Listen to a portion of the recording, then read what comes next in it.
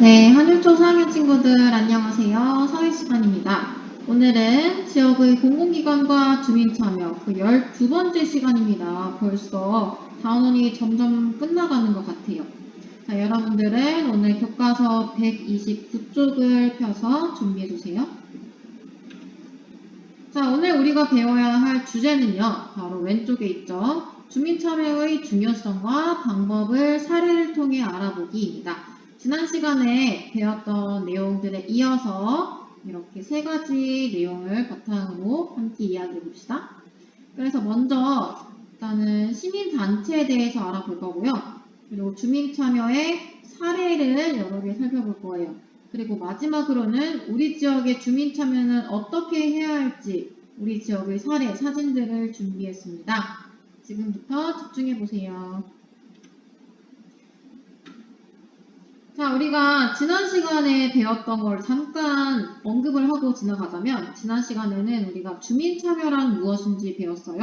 그래서 주민참여가 왜 중요한지 그리고 주민참여하는 방법을 크게 네 가지 공청회에 참여하기, 주민회의 참여하기, 누리집에 의견 올리기, 서명운동하기 이렇게 네 가지가 있었는데 오늘 우리가 가장 먼저 다루게 될 내용은 바로 시민단체입니다. 일단은 이 시민단체가 무엇이냐면요. 시민단체, 이 이름에서도 알 수 있듯이 시민들이 스스로 모여서 사회 전체의 이익을 위해 활동하는 단체라는 뜻이에요.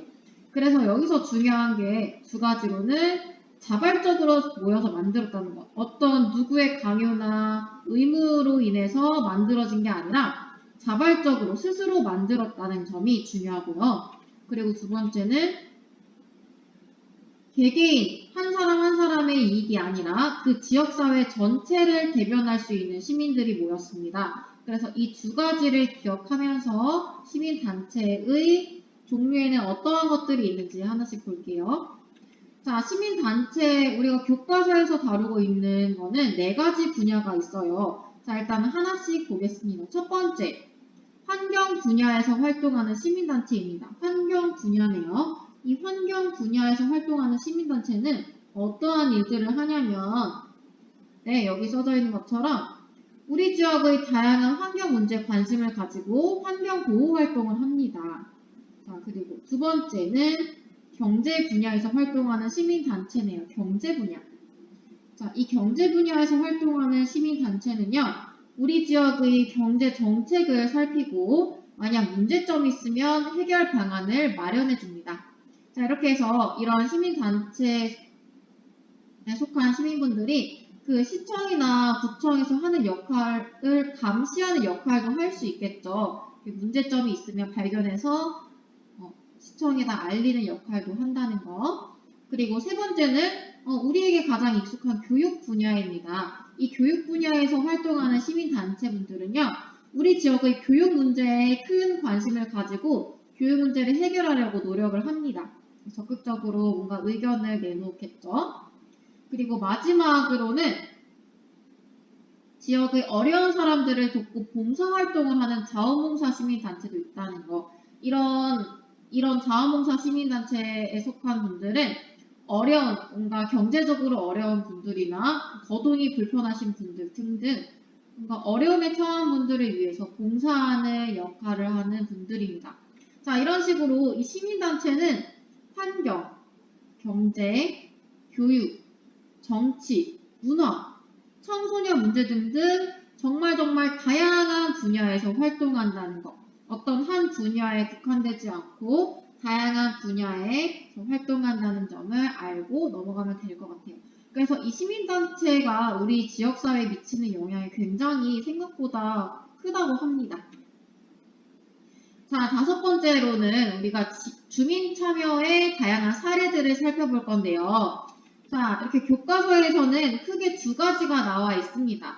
그래서 우리 마을 안전지도 그리고 주민참여 예산제, 주민투표로 문제를 해결해 이렇게 신문 형식으로 나와 있는데요. 하나씩 선생님과 어떤 내용인지 살펴보도록 하겠습니다.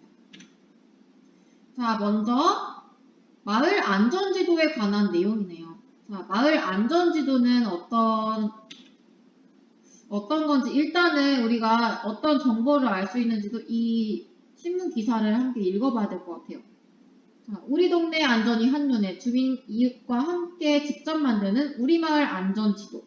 자, 그래서 보면은 이 주민 이웃들이 이렇게 안전지도를 만들었다고 하는 건데 이 안전지도에 있는 표시들을 하나씩 보게 되면 먼저 첫 번째 여성 안심 귀갓길, 두 번째는 안전구역, 그래서 감시 카메라가 설치되어 있다는 거죠. CCTV. 세 번째는 어린이 보호구역, 어린이를 특히나 보호해야 하는 구역을 표시했대요. 네 번째는 청소년 우범지역. 여기서 우범지역이라는 것은 밑에 보면 우범지역, 범죄가 자주 일어나거나 일어날 가능성이 높은 지역, 청소년들이 뭔가 범죄에 쉽게 노출될 수 있다던가 아니면 비행 청소년들이 나타나서 범죄를 일으킬 수 있는 그런 지역을 의미를 합니다. 그래서 이러한 것들을 모두 안전과 관련된 것들이기 때문에 지역 사람들이 우리 지역의 안전을 위해서 이렇게 지도를 만들었다는 것을 나타내주고 있습니다. 아래 내용을 한번 읽어볼게요. 땡땡동 주민과 함께하는 우리마을 안전지도가 완성되었다. 이 지도에는 여성 안심 귀갓길, 자, 여기 있죠? 여기, 그리고 안전구역, 즉 감시카메라 설치 지역, 자, 여기 이렇게 나와 있죠? 여기 말고도 꽤 많이 보입니다. 자, 그리고 어린이 보호구역, 자, 여기 있고, 여기도 있어요. 그러니까 어린이들이 많이 다니는 초등학교나 어린이집 근처에 이 구역이 표시되어 있습니다. 그리고 청소년 우범지역, 이런 식으로 표시가 되어 있죠. 이런 지역들, 마을의 안전에 관련된 다양한 정보가 실려 있다. 지도 제작에는 마을을 잘 알고 있는 각종 단체, 파출소, 땡땡 초등학교 학부모와 학생 등이 직접 참여했다. 토의를 거쳐 나온 의견을 바탕으로 주민들이 위험 요인, 안전시설의 위치들을 직접 확인하고 조사해 안전지도를 만들었다. 이렇게 해서 이러한 안전과 관련된 다양한 정보들을 얻을 수 있는 지도입니다.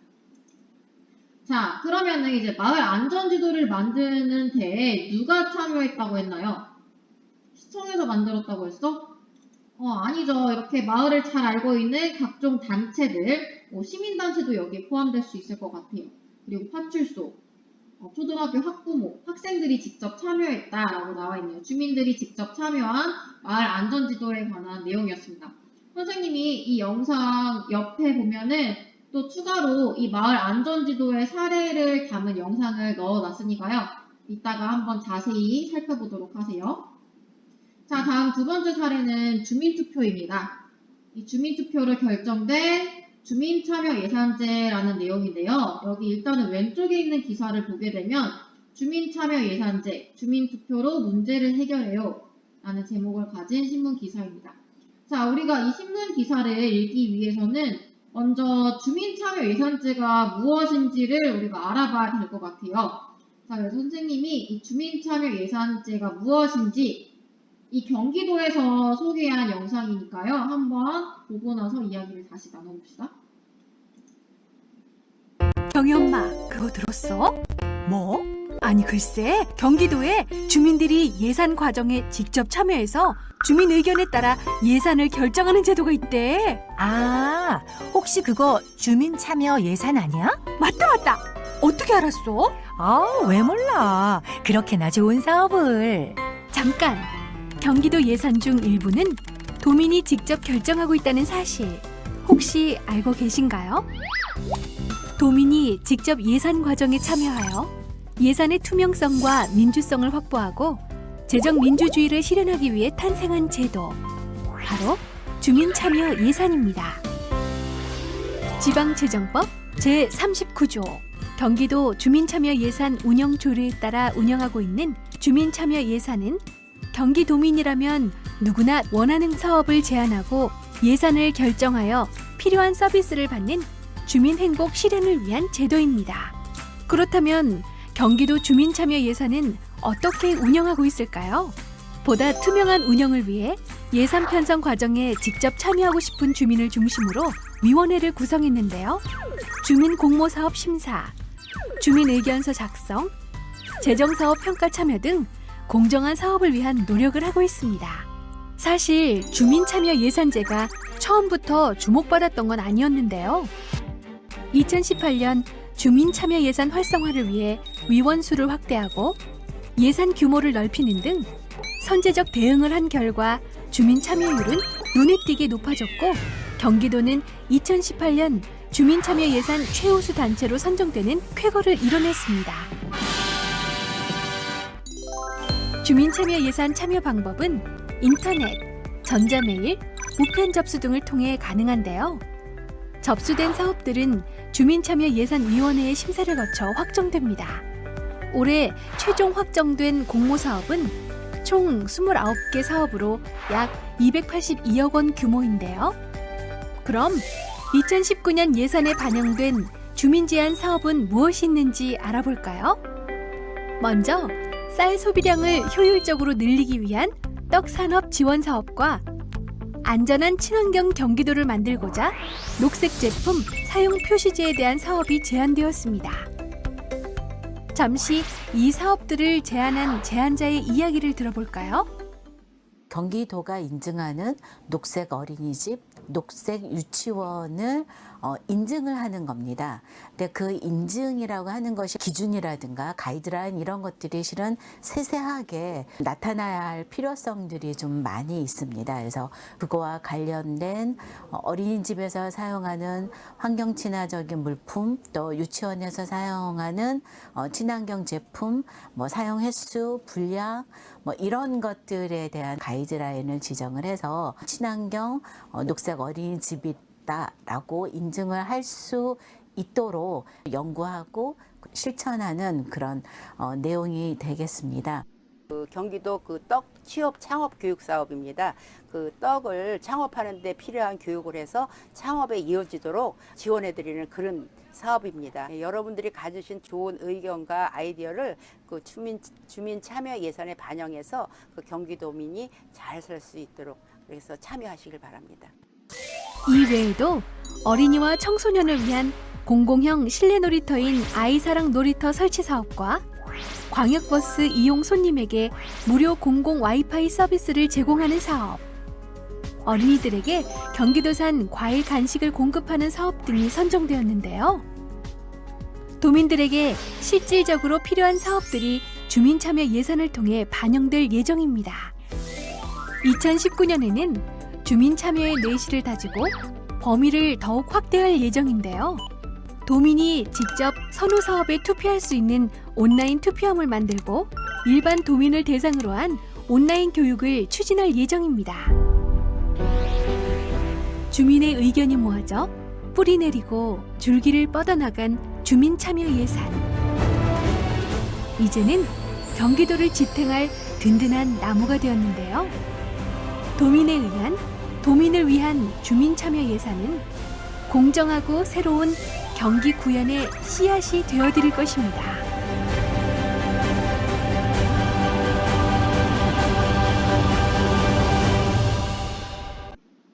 네, 이렇게 주민참여예산제와 관련된 경기도의 사업을 얘기를 해보았는데요. 이 주민참여예산제라는 거는 이제 간단하게 얘기해서 주민들이 어떠한 제안을 할 수 있고 그 제안한 것을 바탕으로 예산을 투입할 수 있도록 만든 제도입니다. 그래서 주민들이 어느 누구든지 간에 어떠한 제안을 할 수 있고 그 제안과 관련해서 서로 상의를 거친 후에 돈을 투자를 할 수 있다는 거죠. 예산이라는 거는 돈을 투자한다는 의미예요. 그래서 그러한 사업비를 제공을 해준다라는 의미였습니다. 자, 그러면 이 주민참여예산제와 관련된 이 신문 기사를 한번 읽어보도록 할게요. 땡땡구에서는 주민참여예산제를 도입하고 주민참여위원회를 운영하고 있다. 주민참여예산제는 지방자치단체 예산 편성에 주민이 직접 참여하는 것이다. 이 지역에서는 주민참여예산제를 운영하여 주민들이 구청의 예산을 심의하고 불필요한 예산을 줄여 6년 동안 약 270억 원을 아꼈다. 땡땡구 주민참여예산제의 가장 큰 특징은 주민들이 직접 의논할 문제를 제시하고 투표로 결정한 의견을 반영한다는 점이다. 라고 읽었습니다. 여기서 나타나는 주민참여예산제라는 것은 기존에 있는 여러 가지 그 예산들에 대해서 주민들이 심의하고 감시하고 의견을 낸다라는 내용이었어요. 자, 그러면 이 주민참여예산제에 누가 참여했다고 했죠? 네, 여기 나와 있는 것처럼 주민이 직접 참여하는 것이다라고 읽었습니다. 자, 그러면 이 주민참여예산제를 한 후에 어떠한 성과를 얻었나요? 어떠한 결과를 낳았다고 했죠? 여기 보니까 불필요한 예산을 줄여서 6년 동안 약 270억 원을 아꼈다라고 나왔습니다. 굉장히 큰 돈을 많이 아꼈다라는 것을 알 수가 있고, 또 이것 외에도 이렇게 지역의 일에 적극적으로 참여할 수 있는 제도를 통해서 지역 주민들이 어떤 그 지역의 주인의식을 가질 수 있게 되는 그런 좋은 효과도 많이 있을 것 같습니다. 자, 이거 말고 선생님이 이 주민참여예산제 관련된 좋은 영상을 또 옆에다 올렸으니까요. 이따가 이 영상이 끝난 후에 한번 보도록 하세요. 다음으로 이제 마지막으로 우리가 얘기할 내용은요. 우리 지역의 주민참여입니다. 그래서 우리 지역의 문제는 일단은 뭐가 있는지 선생님이 사진 몇 개를 가지고 왔고 그 문제를 해결하기 위해서 우리가 주민참여 방법으로 어떻게 해야 할지를 함께 이야기를 하면서 마무리를 해볼 거예요. 자, 일단은 우리 지역, 우리가 살고 있는 지금 동탄, 이곳, 우리 집 주변 이곳의 문제점들을 선생님이 사진들을 많이 받아왔어요. 일단은 어떠한 문제들이 있는지 알아보도록 하겠습니다. 자, 먼저 첫 번째 사진이에요. 이거는 동탄역 근처에서 우리가 많이 볼 수 있는 모습이에요. 굉장히 우리 근처에는 이렇게 공사하는 곳들이 되게 많아요. 자, 이 공사하는 문제 때문에 안전 문제도 발생할 수 있겠고 또 어떤 문제가 발생할 수 있을까, 얘들아? 공사를 하게 되면 주말에 나는 푹 쉬고 싶은데 조용한 곳에서 근데 갑자기 쿵쾅쿵쾅 소리가 나요. 아니면 지지직 소리가 나요. 공사를 하고 있는 소리가 들릴 수 있어요. 그래서 공사 소음 문제도 될 수 있겠죠? 자, 이것도 마찬가지로 여기 근처에 이렇게 공사를 하고 있는 모습인데 여기 가운데 무엇이 보여요? 학교가 보입니다. 여기 학교에 다니는 학생들은 이 공사 소음 때문에 공부할 때 집중이 되지 않을 수도 있을 것 같아요. 자, 이렇게 아파트에 이렇게 현수막이 걸려있는 모습 여러분들 정말 많이 봤을 거예요. 한번 읽어보면 땡땡 건설은 소음, 분진, 피해 대책 강구하라 라고 써져 있고 이게 어떤 건설사 때문에 이 근처에 살고 있는 아파트 주민들이 소음 문제 때문에 너무 스트레스를 받는다. 그리고 분진이라는 거는 작은 먼지, 아파트 공사를 하게 되면 먼지나 어떤 안 좋은 그런 가루들이 많이 날릴 수 있잖아요. 이런 것들을 분진이라고 하는데 안 좋은 것들에 대한 피해 대책을 빨리 내놓아라 라는 의미입니다. 또 이거는 선생님이 그 한미약품 사거리 그쪽 근처의 아파트에서 찍은 거예요. 자, 여기 보면은 새벽이고 주말이고 시끄러워서 못 살겠다. 땡땡 주택은 공사를 즉각 중단하고 주민 피해 보상하라. 여기도 공사 때문에 되게 스트레스를 많이 받는 주민들의 이야기였습니다. 자, 이걸 우리가 보니까 공사로 인해서 다양한 소음 문제도 발생을 했고 또 안전 문제가 발생했다는 사실을 우리가 알 수 있었습니다. 그래서 여기 있는 사진들은 우리 선일초 4학년 선생님들이 모두 선생님에게 제공을 해주었어요. 너무너무 감사합니다. 이렇게 공사 문제로 인해서 생기는 다양한 사례들을 우리가 이렇게 모아 보았는데요.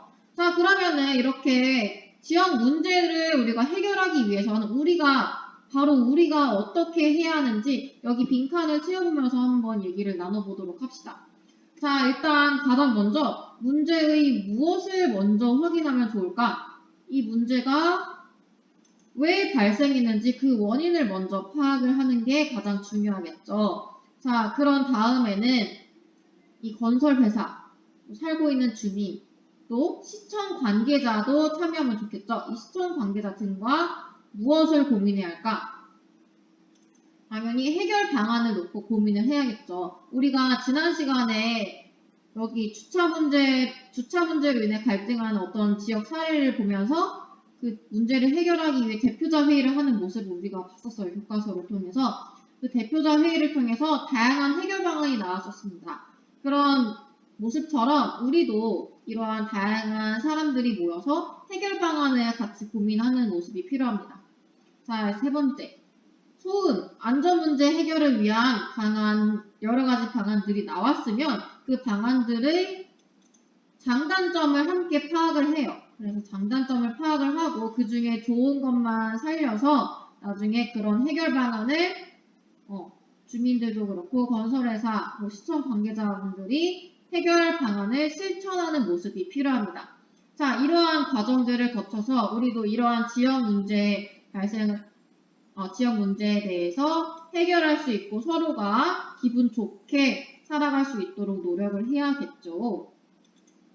자, 이런 식으로 우리가 오늘 공부할 내용을 살펴보았습니다. 오늘의 영상은 조금 길었는데요. 여러분들 지금까지 공부 열심히 해주어서 정말 수고 많았고요. 다음 사회 시간에 만나도록 하겠습니다.